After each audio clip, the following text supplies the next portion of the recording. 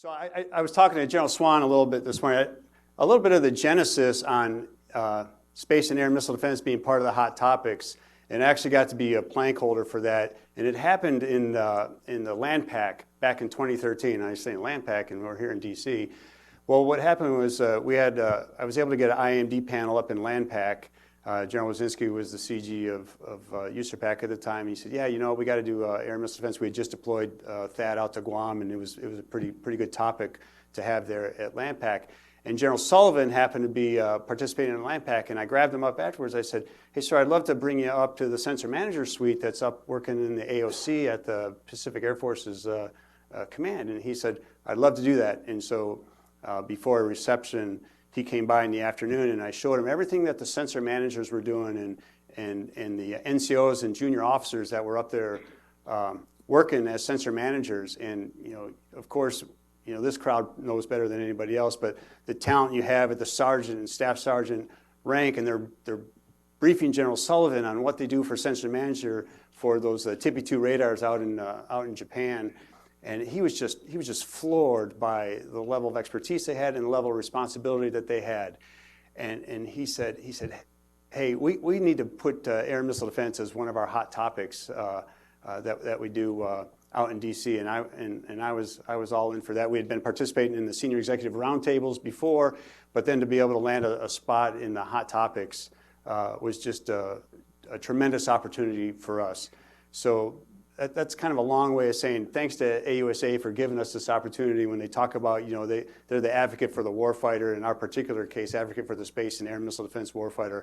I just want to tell you, gentlemen, thanks for the opportunity to be able to do that. It's awesome. All right, so no discussion can start without talking about the threat first. So I want to talk a little bit about the threat.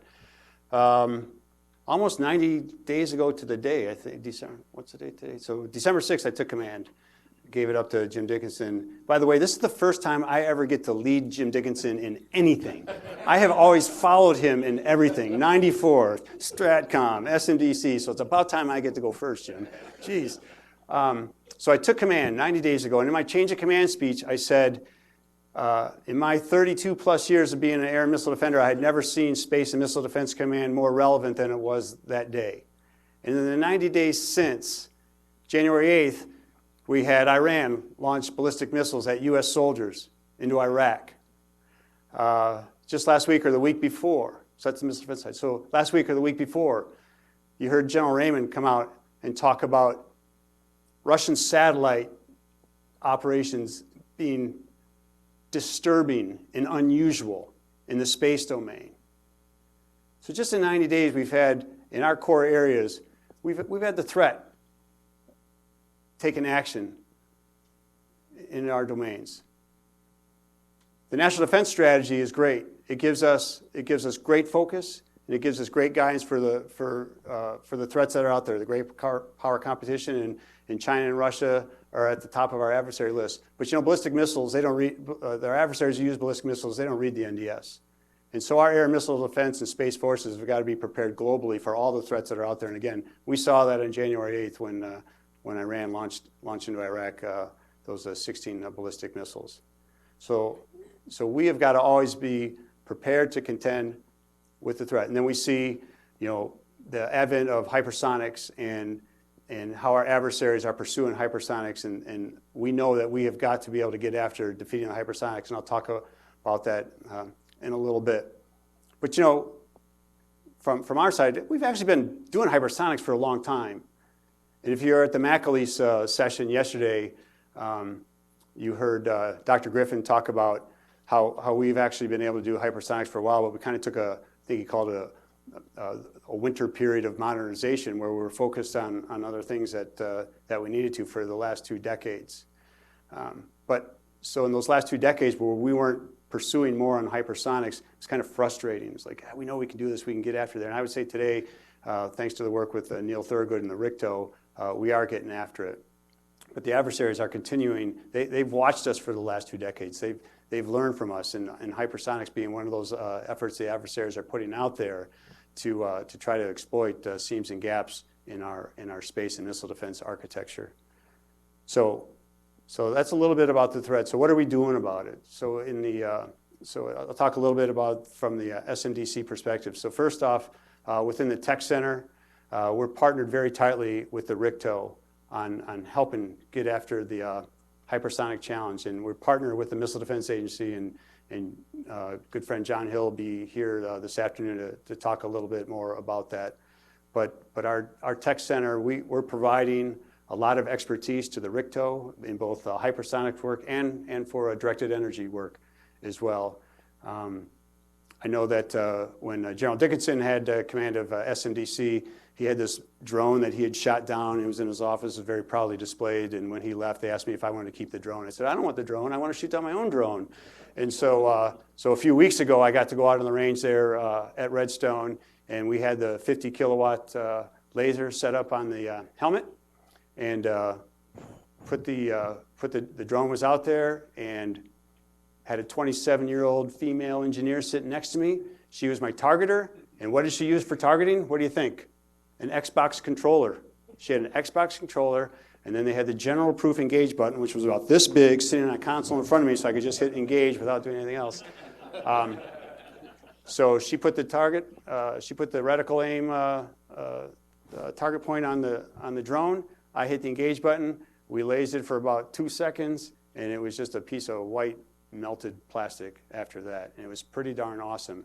And so the capability is out there. As a matter of fact, that same helmet now is up at West Point today, participated for the last week and throughout the rest of this week. And it's participating in the Directed Energy Professional Symposium, the DEPS, and it's demonstrating for cadets, future leaders, future air defenders, space and air missile defenders of capability. And it's shooting down live drones up there at West Point. And it's displaying that it can be deployed up there and operate on one of their ranges. So really, really a lot of good work going on with directed energy. And then again, we're providing that expertise over to Neil Thurgood and the team at RICTO. And I just got presented that drone, by the way, last week if any of you were in Huntsville, I was able to get my drone, so I was pretty proud of that. So for those of you that are keeping score on probability of kill, the General Officer Corps is 2 for 2 on drones within the SMDC. So glad I could carry on your legacy, Jim. So that's what the Tech Center is working on. And then I've got to put a hat tip over to Rick DeFato, who's in the audience here, who runs the S&D Center of Excellence, and the work that Rick is doing. Critically important, he really is the center of gravity for me for all space actions that are going on, as well as the integrated air and missile defense when I wear that hat. And the team is helped out immensely as we've stood up Space Command and making sure that we have capabilities that the Army's providing as the Army service component in the Space Command, but also working, taking the multi-domain operations concept and making sure the multi-domain task force and the I2Qs, terrible acronym. I think General Formica is the first guy that told me that I couldn't use the word, or I couldn't use the acronym I2Qs because he made me do push-ups. I got to use it, sir, so I'm sorry. But information intelligence, cyber, electronic warfare, and space. And we are working very hard to make sure that our capabilities are integrated into that battalion formation to provide that multi-domain task force its space capabilities. So Rick and the team have really done a lot of good work in that area. All right, so that's kind of from the SMDC side of it, from kind of the headquarters side. The other thing what I want to do now is then talk about I'm going to put my space hat on, but space hat, that doesn't sound very good. I'm not going to wear a space helmet. Let me step back though too. One of the things that I should point out here in the audience is that we have commanders. So I have Eric Little, who's 1st Space Brigade Commander. So, our operational Space Brigade is here. But we also have Sean Gainey here, who's the head of the Joint Counter-UAS Office. So we have our counter-UAS expertise here. And then we're really fortunate to have Clem Coward here, just promoted to 2-star. He's an operational commander who's got all those air and missile defense forces who are over in theater right now, which is why you can't get a launcher at AUSA in the gift shop, because Clem's got them all over there in CENTCOM, where they're doing good work. So I needed to point out there that we've got just the whole flavor of operational air and missile defense, space, as well as counter-UAS expertise here. All right, so let me talk to you a little bit about from the space domain. in what we're working on here within SMDC. So first, the SAT Ops Brigade that we have out in Colorado Springs, headed up by Colonel Tonry Brown, and our SAT Ops Brigade is responsible for narrowband and wideband and doing all that global SATCOM bandwidth allocation, et cetera. So at the last big global lightning exercise that we had, Tonry Brown was a key figure, and his brigade were key players in making sure that satellite allocation was done correctly across all the COCOMs, because just like any other kind of resource, that's a critical capability that has to be properly allocated, and it's a finite amount. So the Satellite Ops Brigade, Tonry Brown, his folks are doing wonderful work, and subordinate to him are the WSICs and the RSSCs that are around globally, and they are part of why we say the sun never sets on SMDC. And then First Space Brigade and Eric Little, and he'll be up here on the panel later. First Space Brigade provides those maneuver commanders all that space capability that they have to have from theater early warning for missile warning. And oh, by the way, Eric Little's guys were key in making sure that early warning was provided to our soldiers during those Iranian attacks, which is why we didn't have anybody killed, because that early warning that the JTAGS operators provided gave everybody enough chance to get under cover, take cover, and prevented casualties, prevent anybody from being killed. So that's from the JTAGs. He also works on non-kinetic effects that we have, and ensuring that those non-kinetic effects are integrated into the maneuver commander's scheme of maneuver, providing both strategic and tactical level capabilities.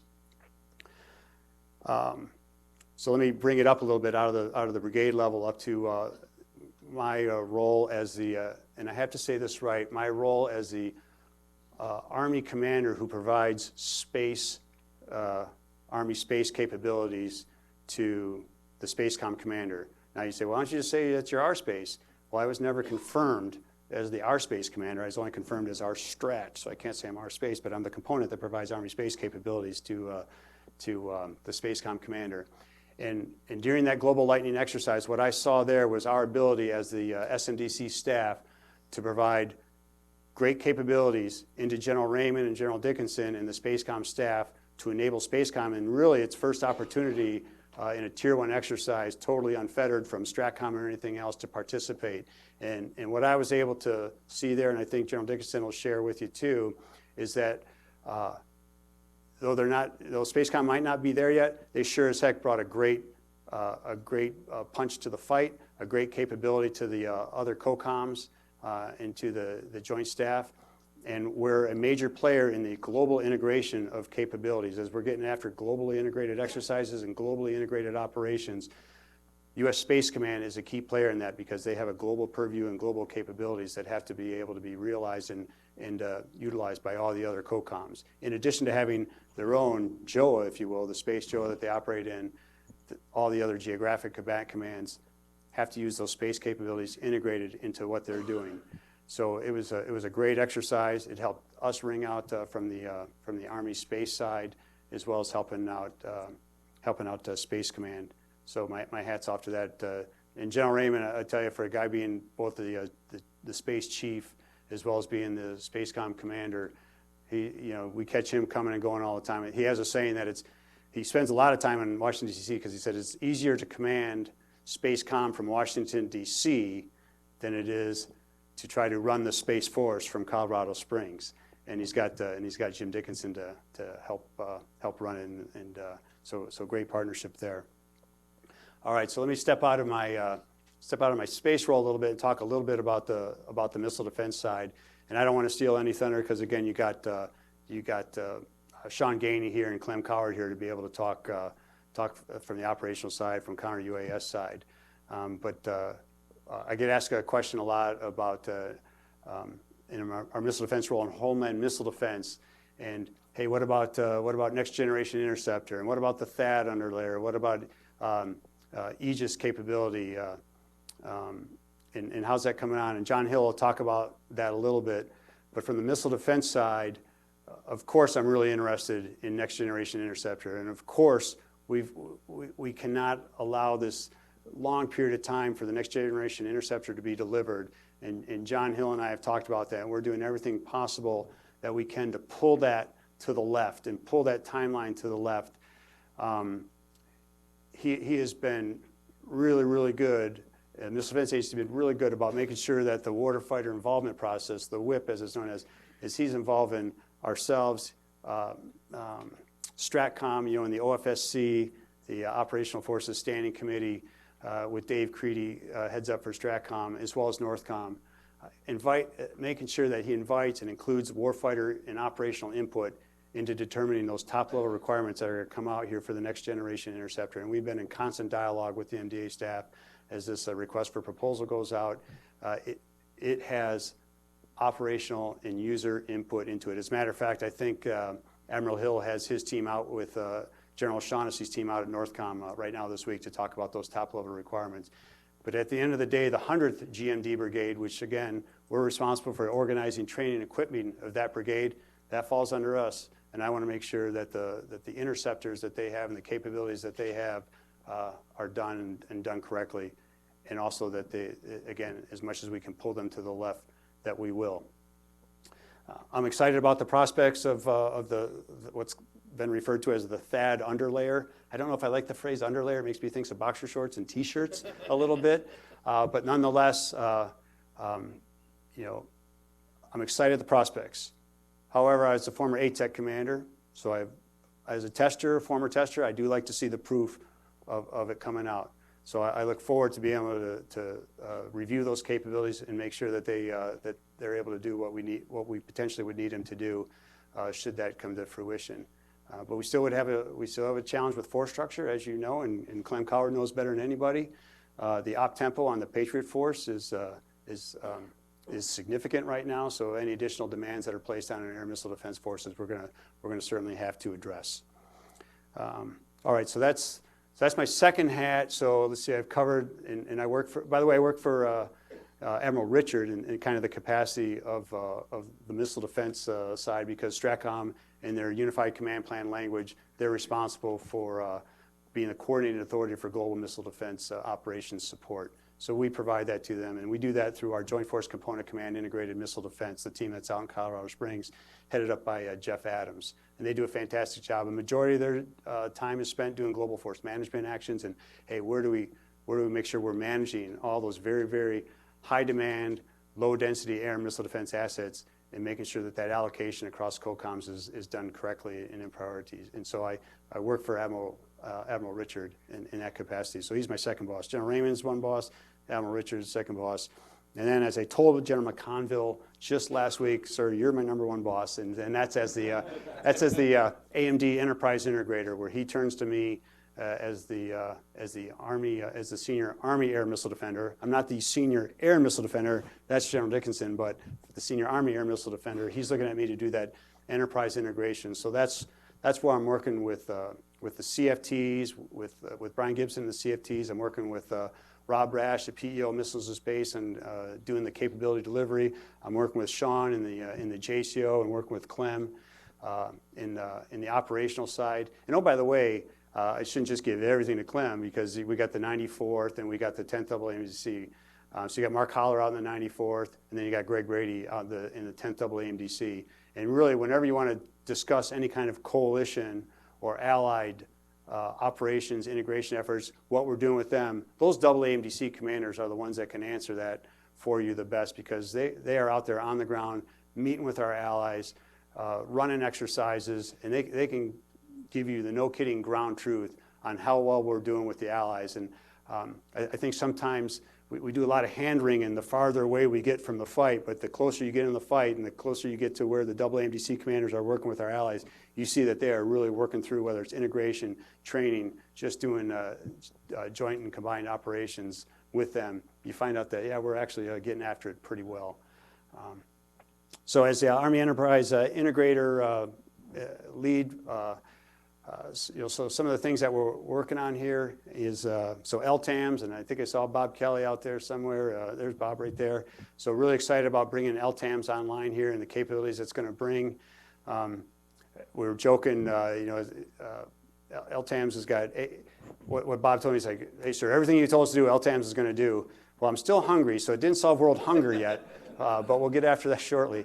No, but I'm really excited about the capabilities that LTAMS is going to bring on, because that's going to be a significant capability. And then I got a, intermediate maneuver SHORAD is coming online here. Those 4 battalions. Very excited about that capability. We can't get DE on those platforms quick enough for me. So especially after me being able to do the engagement, like I said a few weeks ago, looking at the capabilities that DE has for not just for our branch, but really Army applications. I was thinking about it as I'm sitting there. First off, plastic drone is not that hard to melt. But then when they gave me that inch of steel, and we were lasing that inch of steel, and after about a 5-second dwell, we burned through that inch of steel, and I thought, you know what? That'd be a pretty cool capability to put on an adversary tank tube or an artillery tube, because you're going to destabilize that tube after burning it, and that first round that goes through, that tube's going to look like one of those exploding cigars. And so think about the other applications of DE that we can have outside of air and missile defense. So maneuver, the maneuver SHORAD with the DE application is going to be great, but we could certainly expand on that. And then the last thing is IBCS that I want to talk about. Number one priority, I'll give you the kind of the Karbler story on IBCS, which is when I was in the G8 at then FDE, I was responsible for working all the budget and trying to put the funding together for IBCS, which included taking from other programs, because we weren't getting any additional money at that time from the Army, but taken from other programs to get the seed money in there for IBCS to get stood up. So we did the funding for it. So we get the funding laid in there, and that was a lot of hard work, a lot of work with the PEO and the PMs within particular programs, and assume some risk, right? Because you take money away, then you potentially are going to put a program at risk. But we managed that pretty well. So the funding piece, and then I was the Air Defense Commandant. So now I'm in charge of all the requirements and make sure the requirements are refined and making sure that it's meeting the needs for Army operational concepts and integrated into the air missile defense strategy, and keeping it chugging along those lines, and as things change, adapting those requirements as capabilities change and as the threat changes. So I put the funding in, and then I write the requirement and approve it, and then I go to ATEC, and I had to fail it at the limited users test as the ATEC CG, and I was a little worried that the air defense community was going to take away my my lifetime ADA association card, because IBCS didn't perform as it was supposed to at the limited users test.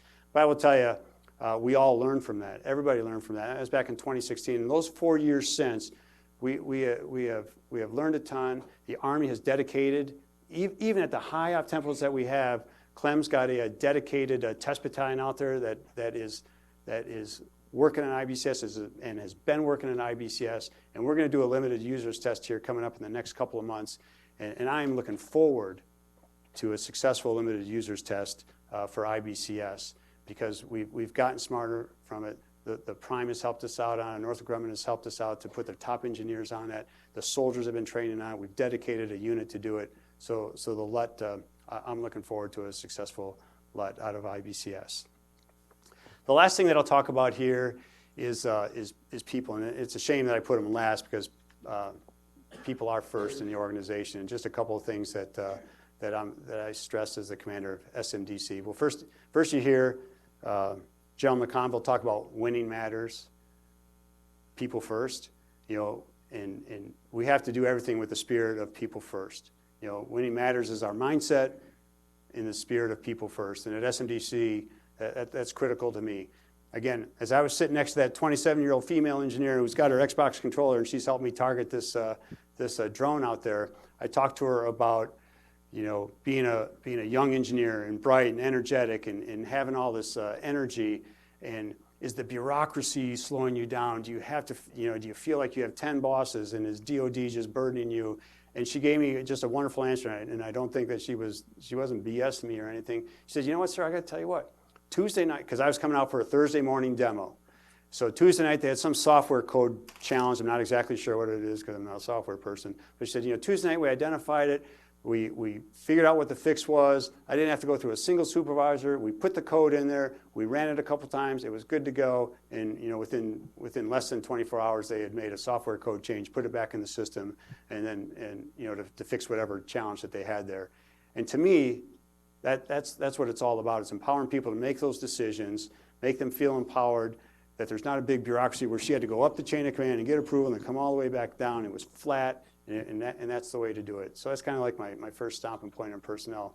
And then the second one is what I call the Employee Bill of Rights, and that's for the SMDC team. And what this Bill of Rights is, if you're familiar with the Federal Employee Viewpoint Survey, there's 84 statements in there. I feel empowered to do my job. My supervisor gives me gives me feedback. I have the right work-life balance. So all these are like definitive statements, and I treat those as the Employee Bill of Rights at SMDC and JFIC IMD. And what I've told supervisors to do and the teammates to do is embrace those as your culture for how we take care of people around SMDC. Because again, as General McConville says, winning matters, and winning matters, and but with a spirit of people first. All right. So last thing, I needed to touch on IBCS again. One other thing that I wanted to hit on was IBCS I view as the Joint Kill Web. All right. You might have heard me say that before. Actually, where's Ryan at? Ryan, who said Joint Kill Web yesterday at the McAleese? Dr. Jetty, use Joint Kill Web. I don't know, I've never heard Joint Kill Web said before. I'd said it before a couple weeks ago. But we're used to the joint kill chain, right? So you got the joint kill chain where it says, hey, I see something, I classify it, I identify it, I probably do some sort of weapons target pairing against it, I get permission to shoot it, and I gauge it, and then I got to do an assessment on it. In IBCS, what that allows us to do is is my notion of a joint kill web. You hear people talk about any sensor, any shooter. I think of it as any sensor, best shooter. And really, in discussions, it's all sensors best shooter when you think about the capabilities that we could bring into IBCS to make sure that this joint kill web truly brings in all the different capabilities. So I don't have to have this serial process to get myself to a solution at the end. I'm bringing in across the joint kill web all these capabilities to help me make a good decision for engaged and non-engaged. And I was just thinking about it, why wouldn't IBCS bring in something like FlightAware or bring in some of these aviation trackers that are out there? I mean, you just think about the capabilities that we have today that we didn't used to have. I mean, you can read the Early Bird any day, and the aviation enthusiasts out there are all on their different websites that show different jets flying around and things, and they're like, oh yeah, the U.S. just did some sort of overflight, in South Korea because the aviation enthusiasts were tracking it on whatever FlightAware program is out there. Well, imagine if IBCS is able to integrate, those kind of capabilities, not just our own sensors, but those kind of capabilities in there again to help give us the joint kill web. All right, so that's where we're at. Space, missile defense, a little bit of the threat, a little bit about people, and then some thoughts on IBCS. So with that, I'm going to stop, and I'm more than happy to answer your questions. If I can't answer your questions, I got a whole host of experts around here who will. So thank you. Thanks very much.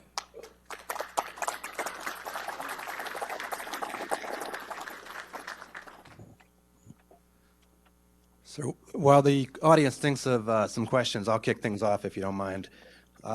There are a number of key industry defense leaders here in the audience today. What can the industry do to support you in your current role?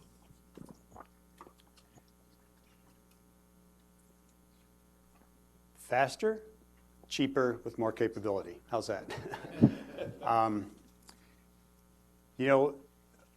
Get after the requirement in as quickly as you can meet the requirements within cost or below cost is great. One of the things that when I was at ATEC CG, and this gets after timelines, right? When I was at ATEC CG, I was really frustrated that I could never seem to get industry to partner with me on industry tests. It was a very serial process. Industry is going to do its developmental test. Then industry was going to kind of run it through the industry ringer. And then over to the Army. Now you're going to do developmental tests, and then you're going to do an operational test. Well, my gosh, all those tests are about 90% the same. So industry, if you're going to do an industry test, and I've got some Army standards out here, why don't you partner with the testing community early on, trust us that we're not going to blackball you and kick you out of the marketplace if you fail the first time. We're all going to learn from it and then continue on with the capabilities. Because otherwise, our testing timelines are long, and our testing timelines really drive a lot of the program schedule. So why not partner with the ATECs out there, with ATEC and the other testing communities out there? Partner early. I understand it. Fail early, fail often. But if you're failing with the government there, and you can trust that the ATEC testers out there aren't going to just write you off totally, then why wouldn't we do that? It saves money, it saves time, and we all learn from it, and it would help us go a lot quicker. So that certainly is one example. Dan Roper from Association of United States Army. Could you elaborate on the Army's integration and the development of the joint warfighting concept that's really going to drive joint capabilities under which all the capabilities you described are ultimately going to fall? Sure. Yeah, so joint all-domain command and control, right? So you hear people talking about any sensor, any shooter. If you're an air defender, you're like, joint all-domain command and control is so yesterday. I mean, it's IBCS that we've been talking about really for the last 5 years. It's a concept we've been working on for a long time. Again, we talked about the limited users test that we did back in 2016. From the air missile defense perspective, which is my best perspective I can give you in a little bit from the I2Qs in some of our capabilities, we work early on to integrate. I have a saying, integrated planning, synchronized operations. So you got to do the integration piece up front. Figure out what all the capabilities are that can be integrated in, and then be able to use those capabilities to whatever the mission requirements are. So if it's sensors to be able to sense the battlefield, if it's sensors that have to have fire control quality capabilities, so I can put metal on target up in the air. If it's surface to surface, if it's targeting that the space enterprise gives me, so I can support long range precision fires or hypersonics. And that's integrated in, through a FATADS or whatever, very quickly. So from the moment that, I detect, I'm able to, put a hypersonic downrange or put a long-range precision fire downrange.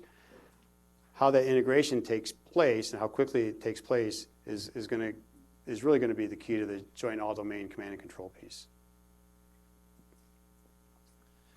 Good morning, General. John Randall, Lockheed Martin. Hey, John. Sir, this question's in the space area that you touched on, in the LEO area, the tactical space with ISR comms, BMC2, and APNT. Given the recent MOA between the Army and the intel community, can you describe whether and how this will affect the Army's pursuit of ISR in the space, meeting the Army space needs, sir?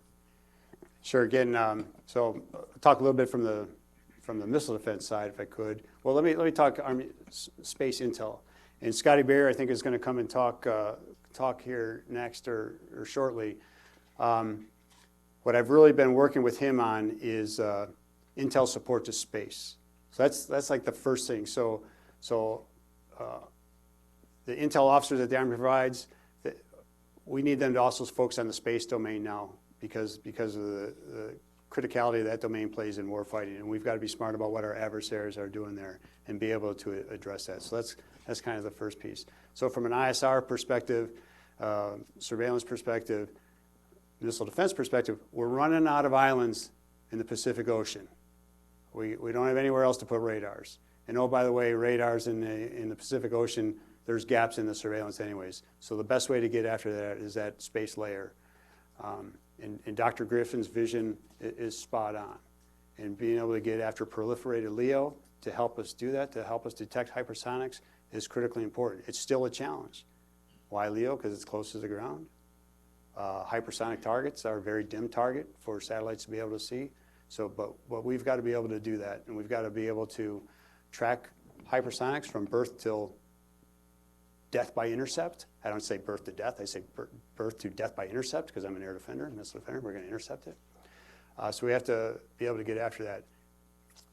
Along with the ISR, we also have to be able to intercept too, right? Seeing is good.